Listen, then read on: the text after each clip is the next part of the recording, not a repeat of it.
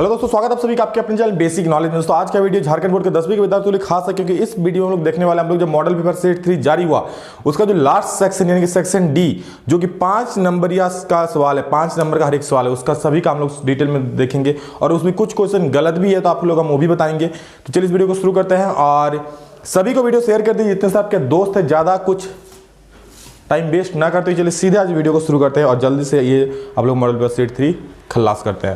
देखिए सबसे पहला सवाल द्विघात समीकरण से है और ये जो द्विघात समीकरण का सवाल है मैंने आप लोगों को बहुत बार बताया इससे पहले भी। एक सवाल इससे फिक्स है और बहुत महत्वपूर्ण सवाल है, सिंपल सा है, ज्यादा हार्ड नहीं है, एकदम सिंपल सा सवाल है। सॉल्व कीजिएगा 5 नंबर मिल जाएगा। देखिए क्या सवाल है देखते हैं। बोल रहा है कि द्विघात समीकरण 3x² - 5x + 2 = 0 का पहला नंबर में विविक्तीकरण निकलना है। विविक्तीकरण मतलब d = b² - 4ac होता है ना, वही वाला। नेक्स्ट मूलों की प्रकृति मतलब क्या होगा, मूल वास्तविक होगा कि काल्पनिक होगा। और नेक्स्ट सी नंबर में मूल द्विघाती सूत्र का उपयोग करके ज्ञात करना, मूल निकालना मतलब x का वैल्यू फाइंड आउट करना है। तो चलिए शुरू करते हैं इस क्वेश्चन को, देखते हैं क्या है क्वेश्चन में। देखिए सवाल है आप लोग का 3x²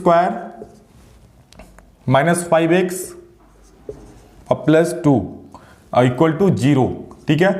तो इसमें हम लोग का सब देखिए सवाल यही रहेगा और क्वेश्चन आप लोग निकालने बोला है कि सबसे पहले चेक कीजिए कि ये आप लोग का विविक्तीकरण निकालिए मतलब डी निकालिए। तो चलिए सबसे पहले डी निकालते हैं, ठीक है। डी निकालने का हम लोग को फॉर्मूला पता है क्या होता है, d = b² - 4ac, मतलब हमको a चाहिए b चाहिए ना।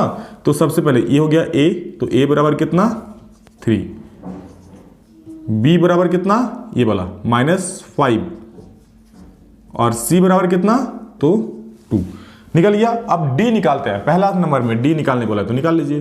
d = फॉर्मूला क्या होता है हम लोग का b² - 4ac। b² मतलब किसका स्क्वायर, -5 का स्क्वायर, वही है ना जी। -4 और इंटू a का मान क्या देखिए 3 है तो 3 लिख दिए और इंटू c का मान क्या है 2 तो 2 लिख दिए बस। अब इसका स्क्वायर कर लीजिए, 5 का स्क्वायर 25 होता है। बोलिएगा सर माइनस कहाँ गया, तो माइनस का square minus into minus minus से प्लस हो जाता है इसलिए हट गया। माइनस 4 × 12 12 दूनी 24, ये बच गया हम लोग का 1। अब देखिए यहाँ पे मेन खेला है। अब d हम बहुत बार बताया, अगर d 0 आता है मतलब मूल क्या होगा, वास्तविक होगा और समान भी होगा, मतलब x का जो दो तो वैल्यू निकलता है वो बराबर होगा। और अगर d 0 से बड़ा आता है तो मूल वास्तविक होगा पर असमान होगा, अलग अलग आएगा दो वैल्यू। और अगर मूल 0 से छोटा हो जाता है सर, 0 से छोटा मतलब अगर माइनस में आ जाता है, ये d का वैल्यू तो जो आया यहाँ पे 1, अगर ये कभी माइनस में आ जाता है तो आगे सॉल्व नहीं होगा। 1 आया तो चलिए अब निकाल दिखते हैं हम लोग क्या। नेक्स्ट में बी नंबर में क्या बोला है इसमें कि मूलों की प्रकृति, तो d क्या हो गया हम लोग का > 0 हो गया, इसीलिए हम लोग क्या होगा, मूल क्या होगा वास्तविक होगा, मूल वास्तविक होगा, ठीक है। तो चलिए अब हम लोग देखते हैं इसमें क्या, सी नंबर में मूल द्विघाती सूत्र का प्रयोग करें। तो हम लोग द्विघाती सूत्र प्रयोग करते हैं सी नंबर में। द्विघाती सूत्र पता है हम लोग का, मूल निकालने का फॉर्मूला मतलब x निकालना है, क्या होता है फॉर्मूला -b + √d बट्टा में 2a, माइनस है और b का वैल्यू कितना है -5, तो -5 प्लस माइनस तो प्लस माइनस √d, d का वैल्यू कितना है देखिए 1 है ना, यहाँ पे d कितना है 1 मतलब 0 से बड़ा ना इसलिए हम लिखे, ठीक है 1। अब बट्टा में 2a, तो 2 × a का मान कितना देखिए 3, तो 3 बैठा दीजिए, क्या हो जाएगा माइनस माइनस से प्लस मतलब 5 हो जाएगा और प्लस, और देखिए √1 का वैल्यू √1 ही होता है, ठीक है। √1 का वैल्यू 1 ही होता है तो 1 लिख दिए, बट्टा में 2 × 3 = 6, तो एक बार प्लस वाला ले लेंगे एक बार माइनस वाला ले लेंगे, ठीक है। तो 5 + 1/6 है और एक बार माइनस भी है ना, उसको हम क्या छोड़ देंगे तो -1/6, तो 5 1 6/6 और एक बार 5 में गया तो 4/6 काट दीजिए, 6 × 6 और 2 × 3 = 6, 2 दूनी 4, तो मूल क्या होगा 1,2/3, that is our final answer. x का 2 का वैल्यू निकल गया, यही हो गया मूल। ओके चलिए अगले सवाल की तरफ हम आगे बढ़ते हैं और अगला सवाल देखिए क्या है, 9.1 का सवाल है। बोल रहा है कि एक पेडेस्टल के शिखर पर एक 1.6 सेंटीमीटर ऊंची मूर्ति लगी है, ठीक है। कोई पेडेस्टल है मतलब कह सकता है कि मूर्ति का कोई स्टैंड है, उसके ऊपर एक 1.6 सेंटीमीटर ऊंची मूर्ति लगी है। भूमि के एक बिंदु से मूर्ति के शिखर का उन्नयन कोण 60 डिग्री है और उसी बिंदु से पेडेस्टल के शिखर का उन्नयन कोण 45 डिग्री है। हमें पेडेस्टल की ऊंचाई निकालना, चलिए निकालते हैं।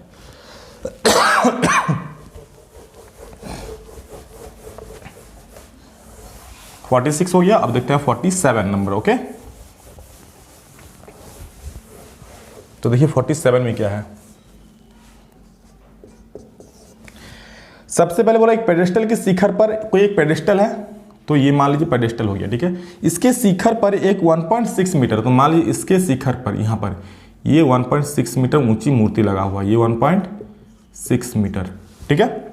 फिर बोल रहा है कि भूमि के कोई एक बिंदु है, मान लीजिए यहाँ पर कोई एक बिंदु है, ठीक है। इस बिंदु से भूमि मूर्ति के शिखर का उन्नयन कोण, मूर्ति ये वाला है, उसका शिखर कोण वाला ऊपर ये वाला, इसका उन्नयन कोण, चलिए इसका उन्नयन कोण दिया है कितना, ये बिंदु मान लेते हैं, इसका उन्नयन कोण कितना है देख लीजिए, आप लोग का उन्नयन कोण 60 डिग्री है, तो 60 डिग्री। फिर बोला उसी बिंदु से, मतलब इसी बिंदु से पेडेस्टल के शिखर का उन्नयन, पेडेस्टल कोण वाला ये वाला, उसका शिखर कोण वाला पेडेस्टल का ये वाला, तो इसका शिखर का उन्नयन कोण कितना है, ये वाला कोण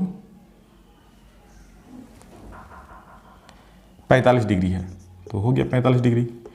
अब बोला है कि पेडेस्टल की ऊंचाई निकालना, मतलब ये निकालना है। चलिए हम इसको A मानते हैं, इसको B मानते हैं, इसको C मानते हैं, इसको D मानते हैं, ठीक है। चलिए देखिए, तो मान लीजिए यहां पर माना BC एक क्या है, पेडेस्टल है, पेडेस्टल है जिसके ऊपर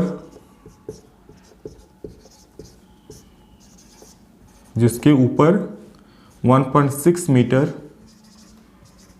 ऊंची मूर्ति रखी है ना, ऊंची मूर्ति रखी है, ठीक है।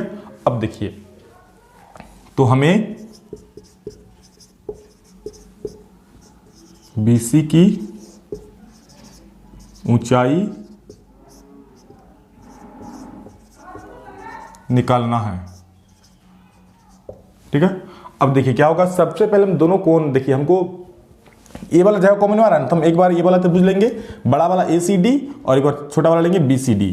तो चलिए हम लेते हैं समकोण त्रिभुज, कौन वाला, समकोण त्रिभुज, छोटा वाला लेते हैं BCD में, ठीक है। लगा सकते हैं इसका और इसका रिलेशन क्या होगा, ये इस थीटा के लिए क्या है, P है, ये वाला B है, तो लगा सकते हैं tan, ये वाला कोण कितना, देखिए ये वाला त्रिभुज में ये वाला आ रहा है, तो इसमें कौन कौन वाला आ रहा है, ये वाला, तो 45 लेना है, 60 नहीं लीजिएगा, ठीक है। 45 बराबर कितना, P/B, P कितना BC, B कितना CD, ठीक है। tan 45 एक होता है, तो बराबर BC बटा CD, मतलब हम लोग का BC बराबर CD बराबर क्या हो जाएगा, CD बराबर BC, दोनों बराबर हो गया। चलिए अब लेते हैं हम दूसरा वाला त्रिभुज, बड़ा वाला ACD में, ठीक है। समकोण त्रिभुज, बहुत आसान सवाल है, समकोण त्रिभुज ACD में क्या होगा। अब देखिए बड़ा वाला मतलब ये वाला देखिए आ रहा है, तो इसमें क्या कितना कोण है, 60 डिग्री है, तो लेंगे tan 60 डिग्री बराबर P/B, P कितना पूरा AC और बटा B कितना CD। tan 60 डिग्री कितना होता है, √3 होता है सर। AC को हम लिख सकते हैं, AC को AB प्लस BC, तो लिख देंगे हम यहाँ पर AB प्लस BC, और बटा क्या है CD है, CD इधर है, इधर एक गुना हो जाएगा, तो √3 CD बराबर AB प्लस BC। अब देखिए हमको चाहिए क्या, हमको चाहिए BC, तो हम CD को हटा दे रहे हैं यहाँ पर, ठीक है।